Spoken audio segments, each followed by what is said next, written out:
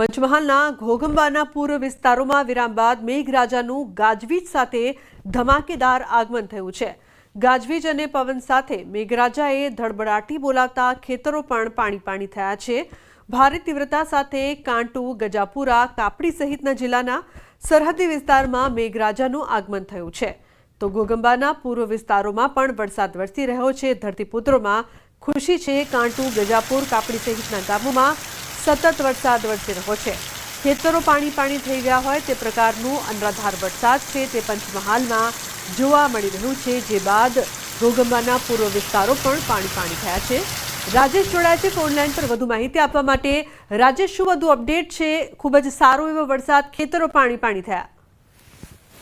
ચોક્કસ આજે વરસાદે વિરામ લીધો હતો અને જેના બાદ બપોર બાદ હાલ વરસાદી માહોલ જામે છે। ઘોઘંબા તાલુકાના પૂર્વ વિસ્તારોમાં હાલ જે વરસાદી માહોલ જામે છે જેને લઈ ખેતરો પાણી થયા છે। સાથે સાથે આકાશમાંથી જાણે કાચું સોનું વરસી રહ્યો એ પ્રકારના દ્રશ્યો હાલ જોવા મળી રહ્યા છે, જેથી ખેડૂતોમાં પણ હાલ ખૂબ ખુશહાલ જોવા મળી રહ્યા છે। ગોધરા સહિતના વિસ્તારોમાં પણ હાલ વરસાદ વરસે પ્રકારનું જે વાતાવરણ છે જોવા મળી રહ્યું છે। જી લુબના। જી બિલકુલ રાજેશ, આભાર સમગ્ર માહિતી બદલ। તો સારો એવો વરસાદ વરસી રહ્યો છે। અમરેલીની ખાંભા ગીરના ગામડાઓમાં સતત ત્રીજા દિવસે મેઘરાજાનું આગમન। ખાંભા ગીરના રબારિકા, સાડવા, પચપચિયા, ભૂંડણી, મોટા, બારમણ સહિતના ગામડાઓમાં ધોધમાર વરસાદથી રબારિકા ગામની શેરીઓમાં વરસાદી પાણી વહેતા થયા છે। લાંબા વિરામ બાદ વરસાદનું આગમન થતાં મગફળી, કપાસ સહિતના પાકને જીવનદાન મળ્યું છે। ગીરના ગામડાઓમાં સારા વરસાદથી જગતનો તાત ખુશખુશાલ છે। આજે સવારથી જ સમગ્ર જિલ્લામાં વરસાદી માહોલ છે। ખાંભા તાલુકાનું રબારિકા ગામમાં પણ વરસાદ વરસી રહ્યો છે। વરસાદ બાદ ખેડૂતોમાં ખુશીનો માહોલ। રાજન જોડાયા છે ફોન લાઈન પર વધુ માહિતી આપવા માટે। રાજન, શું વધુ માહિતી છે? એકવાર ફરી મેઘરાજાનું આગમન।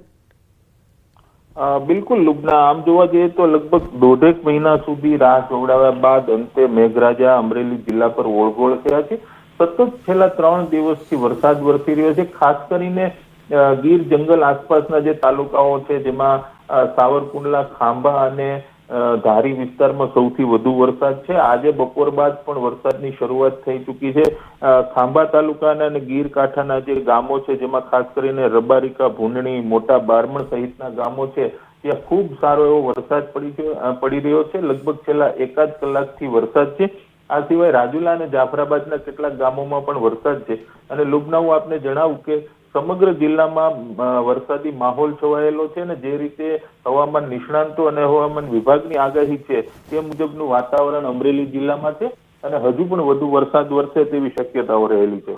જી બિલકુલ રાજન, આભાર સમગ્ર માહિતી બદલ। તો હજુ પણ વરસાદ વરસે તેવી શક્યતા વ્યક્ત કરવામાં આવી રહી છે। 21મી તારીખ બાદ દક્ષિણ ગુજરાતમાં કંઈક વરસાદનું પ્રમાણ ઘટી શકે। પુનઃ તારીખ 24થી દક્ષિણ ગુજરાતમાં વરસાદનું પ્રમાણ વધી શકે। એટલે તારીખ 27 સુધીમાં દક્ષિણ ગુજરાતના ભાગોમાં ભારેથી અતિ ભારે વરસાદ થતાં નવસારીના ભાગોમાં, સુરતના ભાગોમાં, આહવા ડાંગના વરસાદના ભાગોમાં ભારેથી અતિ ભારે વરસાદ થશે।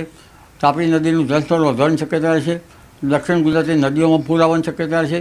આ ઉપરાંત દક્ષિણ સૌરાષ્ટ્રના ભાગોમાં ભારેથી અતિ ભારે વરસાદ થવાની શક્યતા રહેશે। તારીખ 19 ને 20-21માં દક્ષિણ સૌરાષ્ટ્રના ભાગોમાં, જૂનાગઢના ભાગોમાં ભારે વરસાદ થવાની શક્યતા રહેશે। આ ઉપરાંત ઉના, મહુવા વગેરે ભાગોમાં ભારે વરસાદ થવાની શક્યતા રહેશે। અમરેલીના ભાગોમાં ભારે વરસાદ થવાની શક્યતા છે। કેટલાક ભાગમાં અતિ ભારે વરસાદ થવાની શક્યતા રહેશે અને બોટાદના ભાગમાં ભારે વરસાદ થવાની શક્યતા રહેશે। તો 27 ઓગસ્ટ સુધીમાં પૂરની સ્થિતિ સર્જાશે। દક્ષિણ ગુજરાતમાં અતિ ભારે વરસાદની આગાહી છે। 20-21 ઓગસ્ટમાં મધ્ય ગુજરાતના ભાગોમાં વરસાદ થશે। ભરૂચ, જંબુસર, વડોદરા, બોરેલીમાં ભારે વરસાદની આગાહી। તો મહેસાણા, પાટણ, હારીજમાં ભારે વરસાદ પડી શકે છે। અમદાવાદ, ગાંધીનગરમાં મુશળધાર વરસાદની શક્યતા છે। તો 21 તારીખ પછી વરસાદ ઓછો થઈ શકે છે। 24 તારીખ પછી વરસાદ વધી શકે છે। અમદાવાદ, ગાંધીનગરમાં પણ તારીખ 20-21માં મુશળધાર વરસાદ થવાની શક્યતા રહેશે। ત્યારબાદ 20-21 બાદ તારીખ 27 સુધીમાં પણ રાજ્યના ઘણા ભાગોમાં વરસાદ થવાની શક્યતા રહેશે। કેટલીક નદીઓમાં પૂરની સ્થિતિ રહેશે। ખાસ કરીને નર્મદાના સાવ વિસ્તારમાં ભારે વરસાદ થતાં નર્મદા બંધનું જળસ્તર વધી શકે છે અને નર્મદા 2 કાંઠે થવાની શક્યતા રહેશે। સાબરમતી નદીમાં પણ પાણીનો આવરો આવશે। તાપી નદીનું જળસ્તર વધશે। કાવેરી નદીનું જળસ્તર વધશે। એટલે સૌરાષ્ટ્રની તો ઘણી નાની નદીઓમાં પૂરની શક્યતા રહેશે। એટલે તારીખ 27 સુધીમાં ભારેથી અતિભારે વરસાદ થતાં જનધને કાળજી રાખવી. તો રાજ્યમાં આગામી 7 દિવસ વરસાદની આગાહી કરવામાં આવી છે. હાલ રાજ્યમાં 5 વરસાદી સિસ્ટમ સક્રિય છે. ભારેથી અતિભારે વરસાદની આગાહી કરાઈ છે. સાથે 2 દિવસ ઓરેન્જ એલર્ટ પણ રહેશે. 19 અને 20 ઓગસ્ટે અતિભારે વરસાદની આગાહી સાથે રેડ એલર્ટ પણ આપવામાં આવ્યું છે. તો 21 થી 23 ઓગસ્ટે સૌરાષ્ટ્ર અને કચ્છમાં ભારે વરસાદની સંભાવના છે. 5 દિવસ થંડરસ્ટોર્મ અને ગાજવીજ સાથે વરસાદની શક્યતા છે.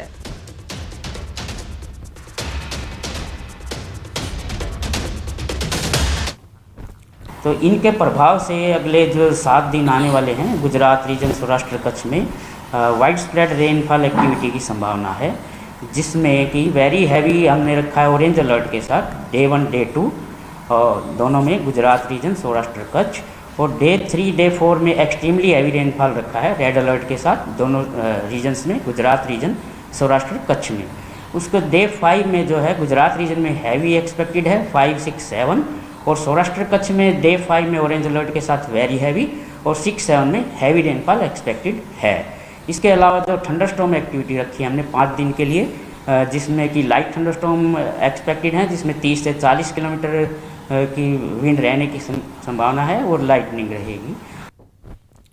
જૂનાગઢ, પોરબંદર, દ્વારકા, અમરેલી, ભાવનગરમાં 2 દિવસ અતિભારે વરસાદની સંભાવના છે. દક્ષિણ ગુજરાતના નવસારી, વલસાડ, દાદરાનગર હવેલીમાં પણ 2 દિવસ અતિભારે વરસાદની આગાહી છે. અમદાવાદ શહેરમાં સામાન્ય વરસાદ રહેવાનું અનુમાન છે. जूनागढ़ है, द्वारका है, पोरबंदर, अमरेली, भावनगर, इसमें वेरी हैवी रेन एक्सपेक्टेड है डे 1 डे 2. दक्षिण में नवसारी, वलसाड, दादर नगर हवेली, इनमें हम एक्सपेक्ट कर सकते हैं वेरी हैवी डे 1 डे 2. उसके बाद एक्सट्रीमली हैवी डे 3 डे 4. તો સૌરાષ્ટ્રવાસીઓ થઈ જજો તૈયાર. હવે ભૂક્કા કાઢી નાખશે વરસાદ. હવામાન નિષ્ણાત અંબાલાલ પટેલની મોટી આગાહી. 20-21 ઓગસ્ટમાં ભારે વરસાદની આગાહી કરવામાં આવી છે. તો અમરેલી, ઉના, મહુવામાં અતિ ભારે વરસાદની આગાહી છે. જૂનાગઢ, ગીર સોમનાથ, દ્વારકામાં પણ અતિ ભારે વરસાદની આગાહી કરવામાં આવી છે. કોઈક ભાગમાં 12 ઇંચ જેટલો વરસાદ થઈ શકે છે. જૂનાગઢના ભાગોમાં ભારે વરસાદ થવાની શક્યતા રહેશે. તો પશ્ચિમ સૌરાષ્ટ્રના પોરબંદર, દ્વારકાના કેટલાક ભાગોમાં ભારે વરસાદ થવાની શક્યતા છે. ઉત્તર સૌરાષ્ટ્રના કેટલાક ભાગોમાં ભારે વરસાદ થવાની શક્યતા. ગઢડા ગોપીનાથજી દેવ મંદિરમાં જુગારધામ ઝડપાતા વિવાદ વકર્યો છે. મંદિરમાં પાર્ષદ સહિત 8 લોકો જુગાર રમતા ઝડપાયા છે. આ મામલે હવે આચાર્ય પક્ષ અને દેવપક્ષ આમને સામને આવી ગયા છે. ચેરમેન હરિજીવન સ્વામીએ પાર્ષદને આચાર્ય પક્ષનો જણાવતા કાયદેસર કાર્યવાહીની માંગ કરી છે. તો શાસ્ત્રી ઘનશ્યામ સ્વામીએ આક્ષેપો ફગાવીને જાહેરમાં ચર્ચાની ચેલેન્જ આપી છે.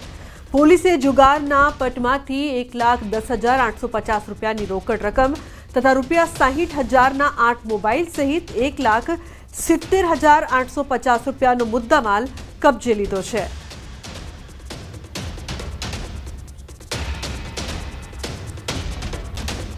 એમના ઉતારામાં નથી, એનું પોતાનું આવાસ છે.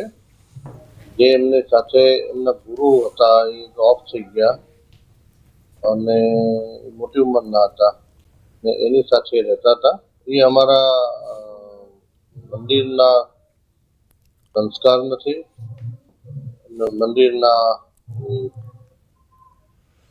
પાર્ષદ નથી અને એ જૂના આચાર્ય ગ્રુપના માણસ છે. એસપી સ્વામીના એ ઠેકેદાર છે.